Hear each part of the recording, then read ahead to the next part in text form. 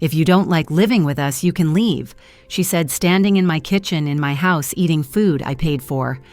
10 minutes later, she was on the phone with the police, her voice trembling as she told them I'd lost my mind. "My name is Elaine Porter. I'm 68 years old, a retired librarian, and a widow for almost 5 years. I used to think I understood what family meant: love, patience, loyalty, shared history. But the day my daughter-in-law spoke those words, every illusion I had about family cracked like old glass. Maybe you've been there too, when someone you love crosses a line so deep it's hard to believe they did it while looking you in the eye. I wasn't some fragile, confused woman she could talk down to. I had raised a son, buried a husband, paid off my mortgage, and survived more winters than that girl had birthdays.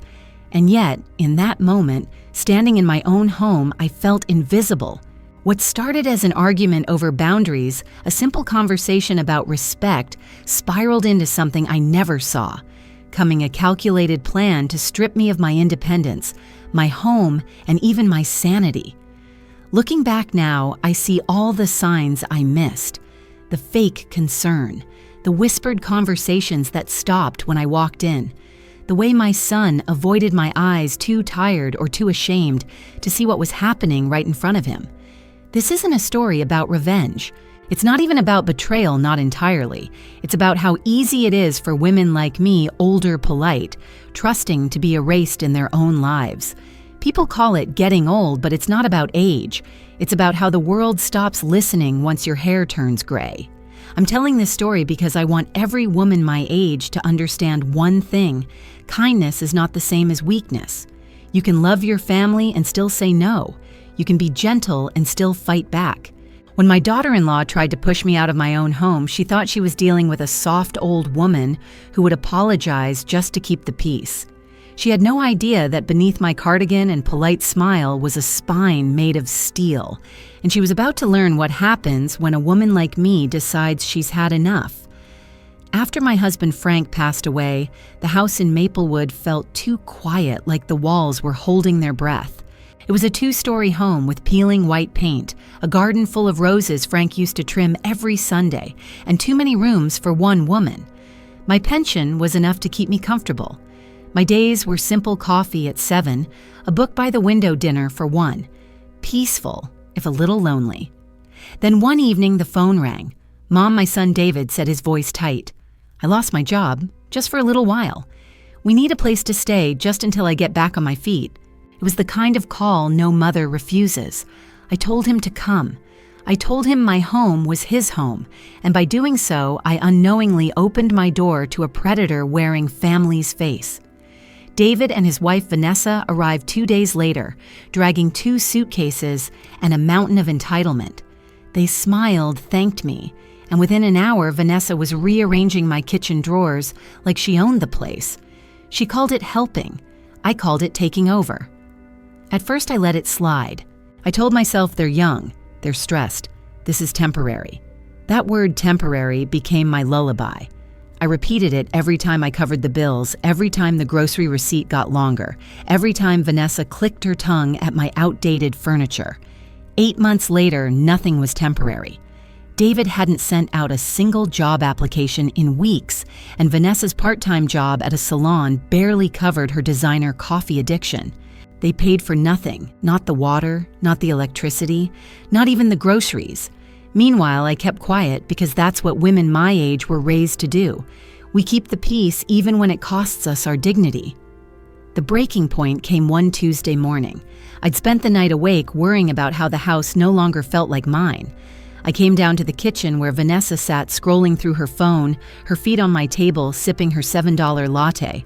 I said softly, "Maybe it's time you two start looking for a place of your own."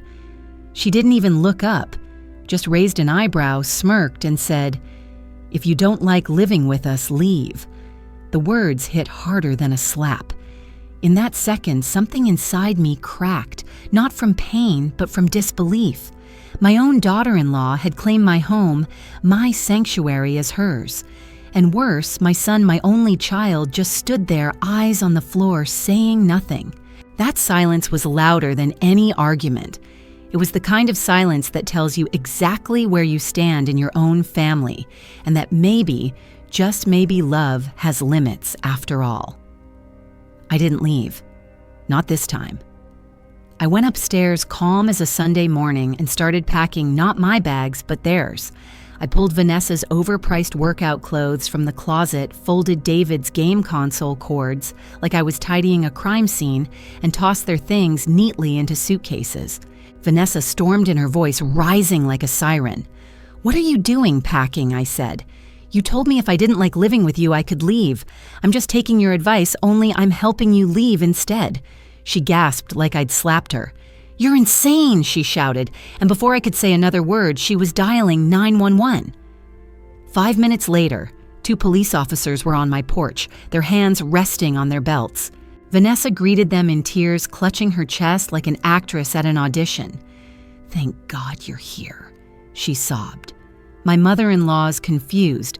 She's throwing things, she's not well. I'm scared for her safety." I stood there perfectly composed.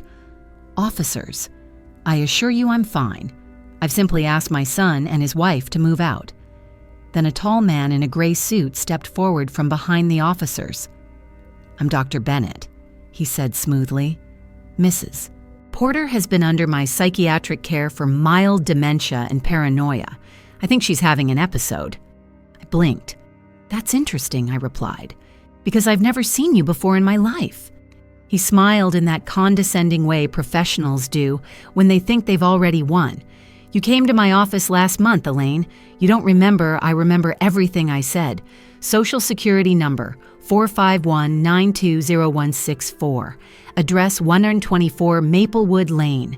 Today's Tuesday, October 12th. It's 2:30 p. M and I believe this is an illegal attempt to commit fraud." Then I recited the first lines of Hamlet just to make a point.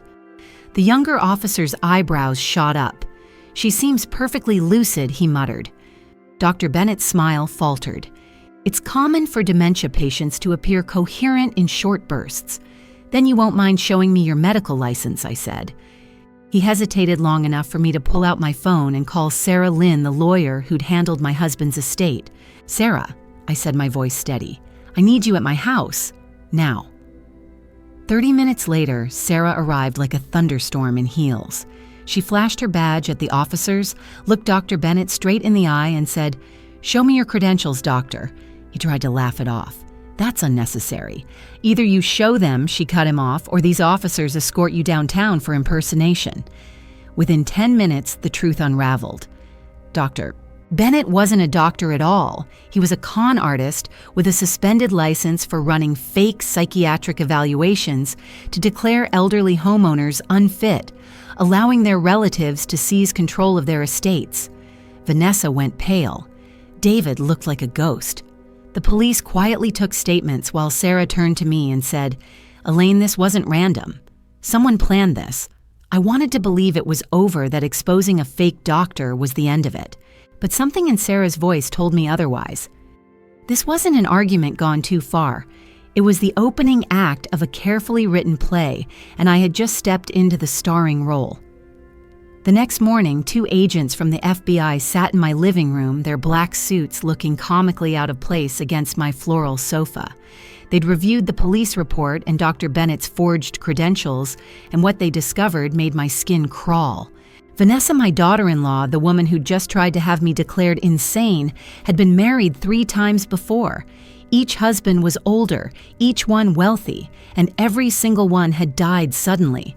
Heart attacks, accidents, tragic falls. No charges were ever filed. She wasn't just a gold digger. She was a professional predator. And worse, she was working for someone. The agents explained that Vanessa was part of a national crime network, a web of lawyers, doctors, and financial advisors who targeted wealthy seniors, declared them mentally unfit, and drained their assets through guardianship scams. At the top of it all was a name that made my stomach turn: Dr. Patricia Kellerman, a real physician who specialized in geriatric care. Her clinic was a front for identifying victims like me. Then the agent looked me straight in the eye and said, "Mrs. Porter, we need your help. We want to bring them all down. But to do that, we need bait. Bait. The word made me laugh out loud. Why me, I asked. Because you're smart, credible, and exactly the type of woman they target. You fit their profile, and they already think you're vulnerable. I agreed, not out of courage, but out of exhaustion. I was tired of being a victim in someone else's story. So the FBI leaked a rumor that I had recovered my stolen money and was now looking for a safe investment opportunity. Within a week, the phone rang. Mrs. Porter, a warm male voice, said, smooth as honey, "This is Robert Davis. I was referred by a mutual acquaintance. I specialize in protecting retirees from financial predators. Perhaps I can help." His tone was friendly, paternal, the kind of voice you'd trust to read bedtime stories to your grandchildren. I agreed to meet him at my house. By the time Robert arrived, my home was wired with hidden cameras and microphones. 3 agents were stationed in unmarked cars along the street. It looked like an ordinary afternoon, except this time I wasn't the one being fooled. Robert was handsome in a distinguished way, maybe mid-50s, wearing a navy suit that said, "Trust me." He set a leather briefcase on the table and spread out forms, speaking with the gentle confidence of a man who had rehearsed this 100 times. "Mrs. Porter, this process is simple," he said. "To protect you from greedy relatives, we temporarily transfer your assets into a secure holding account. That way, no one can touch your money." I glanced at the papers. "And who decides when I get my money back?" He smiled. "Well, I do, of course, once I determine that you're fully safe."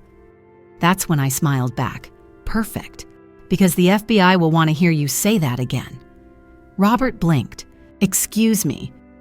Right on cue, the front door swung open. 4 agents entered, their badges flashing. Robert's smile vanished as the cuffs clicked shut around his wrists. The sound was sharp metallic, the sound of justice finally breathing again. He was the coordinator, the man who had orchestrated the entire operation. Over 200 elderly victims, more than $50 million stolen lives, ruined and silenced under the pretense of care. Hours later, I learned that Dr. Patricia Kellerman had been arrested the same day in Chicago.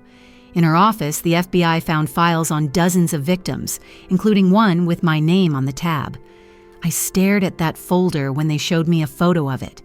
Inside were my bank records, my medical history, even pictures of my house. That's when it hit me I hadn't simply chosen the wrong daughter-in-law.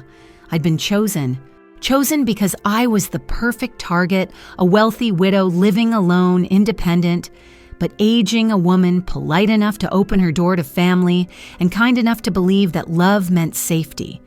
But they forgot one thing.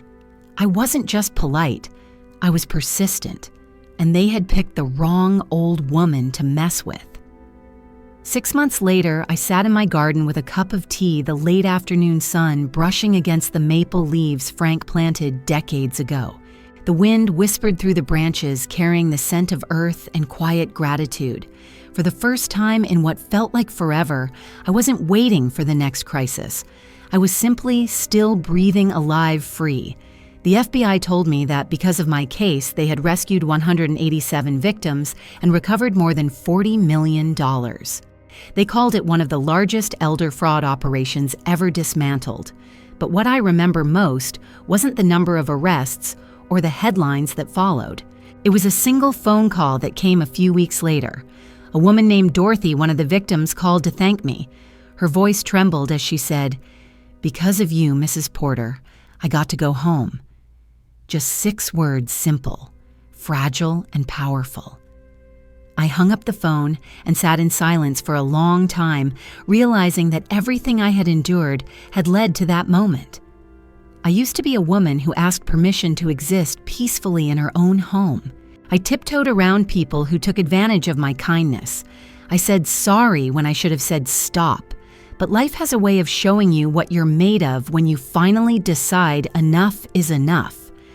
Now, when I look at my reflection, I no longer see a victim or even a survivor. I see a woman who fought back with her mind, her truth, and her will to stand tall.